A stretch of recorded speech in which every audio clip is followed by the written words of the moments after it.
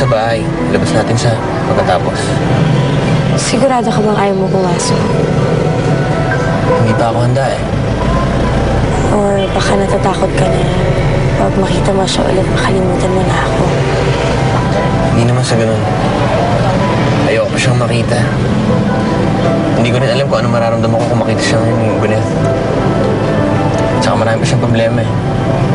Siguro darating din ang araw na magkikita kami ulit. Tsaka ako masasagot anong sagot sa tanong mo.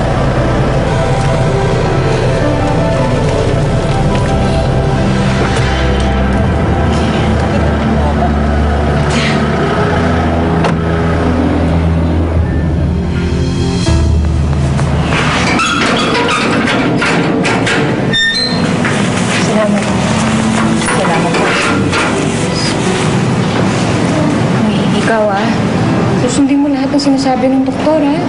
Alagaan mo yung sarili mo at yung bata. Ate, pero kailan ka ba lalabas dito? Tsaka, parang hindi umuusad yung kaso. Ganun talaga yung Paula. Eh, ginagawa naman lahat ng abogado natin ng paraan para mapabilis ang pag-uusap ng kaso. Ate, paano pag hindi ka makaalis dito? Ano na ako? Huwag ka mag-isip ng ganyan. Ako pa naman, ang dami na nating pinagdaanan. Ngayon pa ba tayo susuko? Oo. Saka Paula, huwag ka mag-alala. Maraming tutulong sa atin. Saka, nandiyan naman si Dave. Hindi naman niya tayo nakakalimutan. Ay, ikakasal na ko si Dave. Pwede mo, lang mo muna kayo ng tulong sa kanya.